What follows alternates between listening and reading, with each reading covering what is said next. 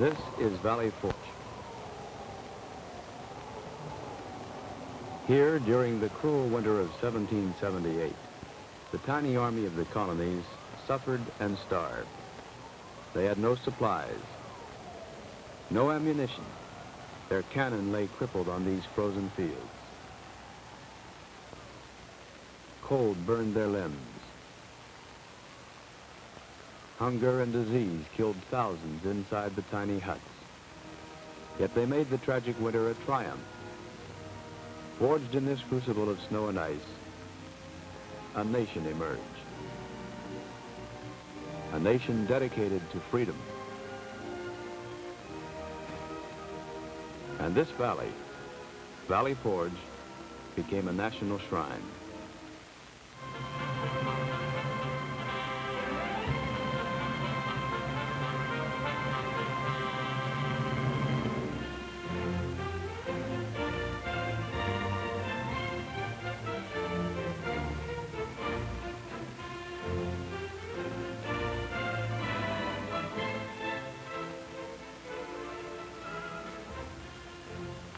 Today, 180 years later, the green hills of Valley Forge lie hushed in the hot July morning, waiting to welcome the 4th National Boy Scout Jamboree.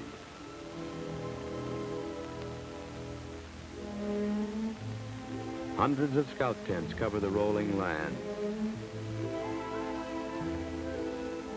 Seen from the air, Valley Forge National Park has taken on a new face. This valley and its hills that once knew Washington and his men are usually a quiet and peaceful place in modern times.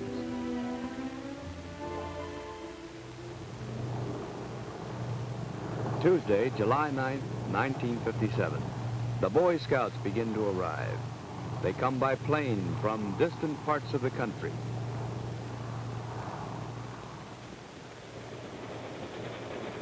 They come by rail. 25,000 scouts and leaders in 50 special trains.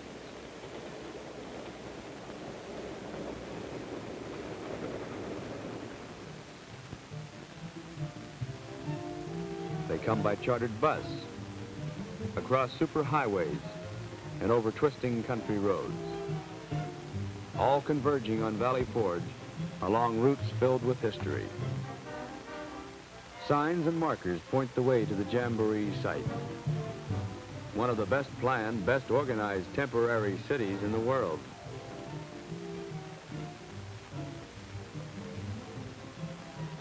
And suddenly it is quiet here no longer. The empty city is filled, brimming with boys and men from every state of the Union, from Hawaii and Alaska and 56 foreign countries.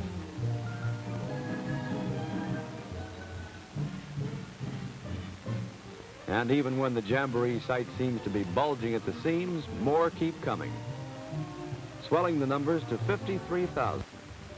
Total population of the 4th National Boy Scout Jamboree.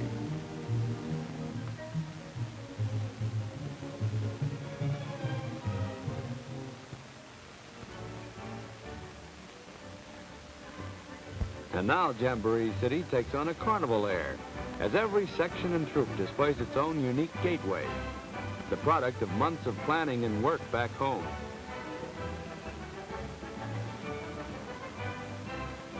A scout is proud of his hometown area, and he wants to tell all the other scouts about it. What it does, what it raises, what it's famous for, who its heroes are, the things that happen there.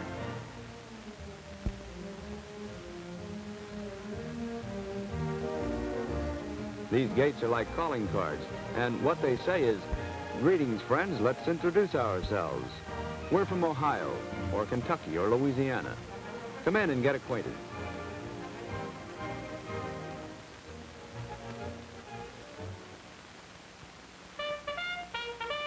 The dawn of the Jamboree Day begins with a stirring ceremony, flag raising.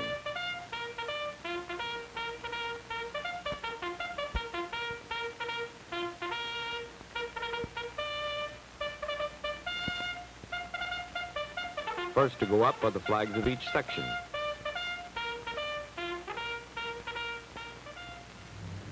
Then, later in the morning, the flags of all nations are raised in a joint ceremony at General Headquarters. Thrilling reminder that scouting is a part of the whole world, the free world, and that among the 56 foreign countries represented at this Jamboree are some that helped turn the tide for victory in the days of Washington. Our allies then, and our friends now.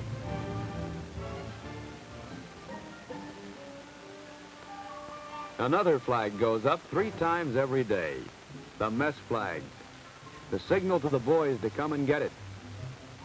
Each troop draws its own rations for the day. Before the Jamboree is over, they'll eat 26,600 chickens, 7,448 cows, and 1,330 head of steer, and tons of other food.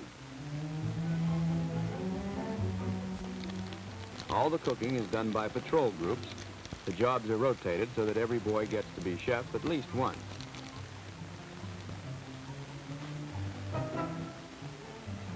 And the surprising thing is that the food tastes fine.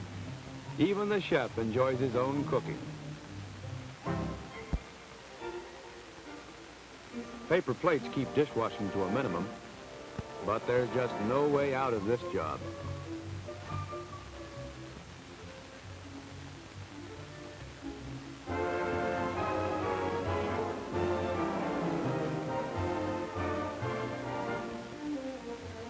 Or this one. Here's a setup that's a lot different from Mother's washing machine. There are so many things to do before the camp is in order for the day. Laundry to be hung out, bedding to be aired. Whoops, try again. Tents have to be reinforced and extra tents put up.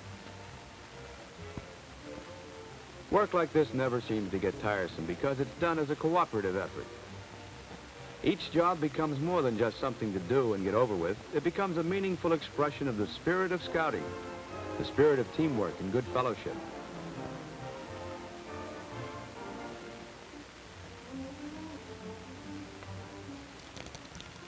Work and fresh air make for a hearty appetite. If all the frankfurters eaten by the scouts during the Jamboree were laid end to end, they would extend over 17 miles.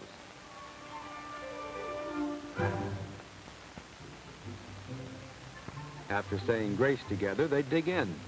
Outdoor life, fresh air, and sunshine. Boy, oh boy, even Mother might be surprised at some of these appetites. Every boy is interested in learning new skills, and the Jamboree gives them an unparalleled chance to do just that, under the guidance of trained instructors. Maybe Johnny won't be able to catch a big one here, but wait till he gets back home.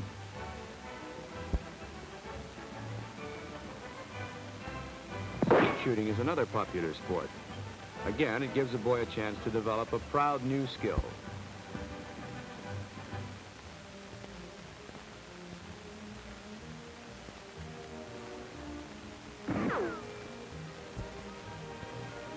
These boys learn rules of safety and care before they are even allowed to touch the rifle.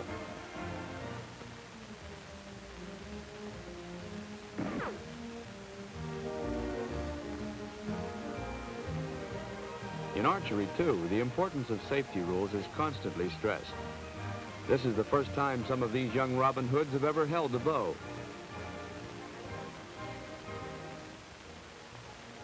For others, it's a bullseye right off the bat.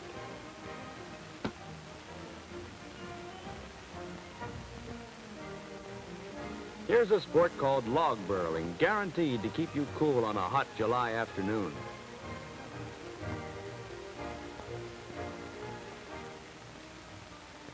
Other activities occupy the afternoon of the Jamboree Scout, contests of skills such as this rope tying match.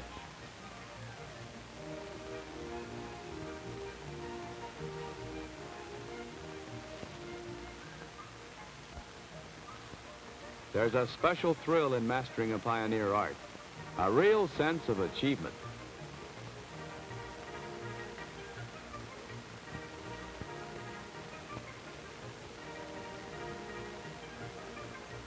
Other sports, like walking the monkey bridge, develop coordination and a sense of self-reliance.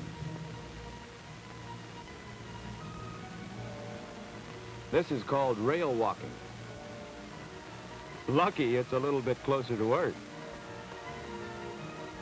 The obstacle course, too, gives a boy a chance to test his prowess in friendly competition. Pioneer Americans may never have needed to scale walls or run through rubber tires, but their very survival depended on the endurance and coordination that sports like this help to develop in today's Boy Scouts.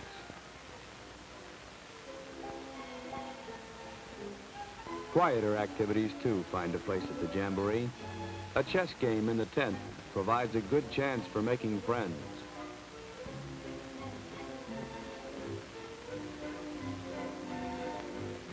Other boys find time for handicraft. Or even, believe it or not, a few moments now and then for writing home or reading a good book.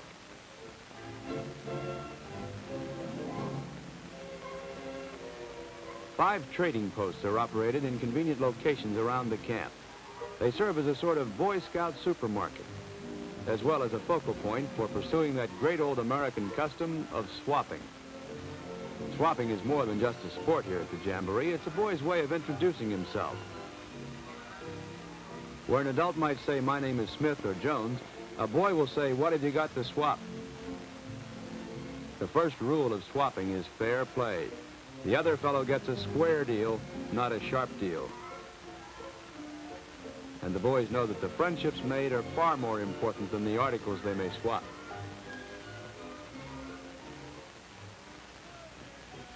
Another part of a typical Jamboree day is the noise and color of Indian dancing.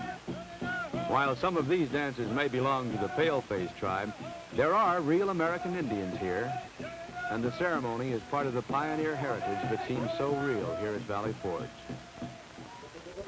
One of the guests at the Jamboree is something of a celebrity, and so he's pretty used to getting his picture taken.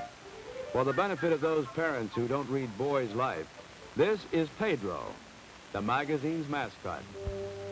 Pleased to meet you.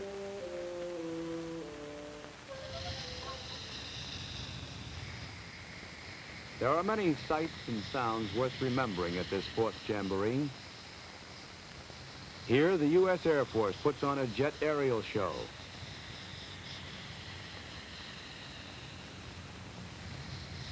America's future leaders watch as America unfolds her military might. Do they grow aware as they watch of the heavy meaning of manhood in the jet age? Or is it just one? And the magic thought, someday I will pilot one of those. Someday I will go fathom sound.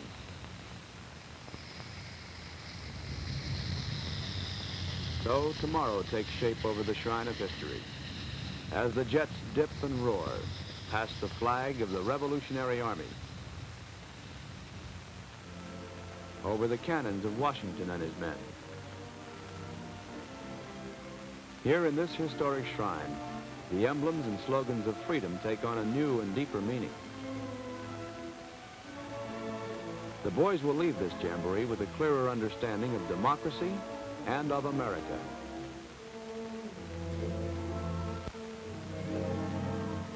This is scouting, and the principles learned through scouting. The shared experience of work and play, of learning and doing. Together, they all add up to an unforgettable experience. There's so much to tell at the end of a Jamboree day, so many things to report to the folks back home. Mom, I made a new friend. Dad, I fished today, and next time you go, can I? And I cooked for the troop myself. I swapped with an Indian from India. And Mom, the most wonderful thing happened today. So much to tell, so many things to report. Behind the number Jamboree 37100 was the biggest temporary peacetime telephone setup in all history.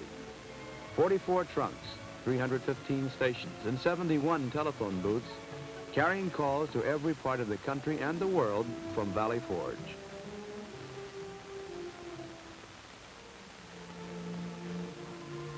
Sunday morning at the Forge.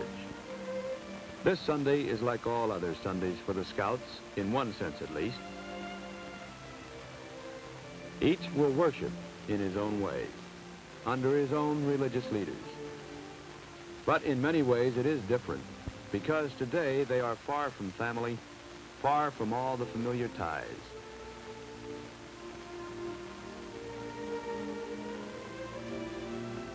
New faces, new experiences have filled the past week. They have learned to live in friendship with boys of other faiths, other nations, other races. Today, 13 services are being held on the grounds at Valley Forge.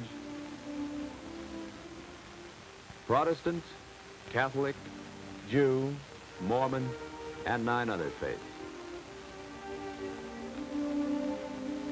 Here, on the land where thousands died to win our freedom of worship, thousands today solemnly dedicate themselves to the life that moves onward for God and country. Amen.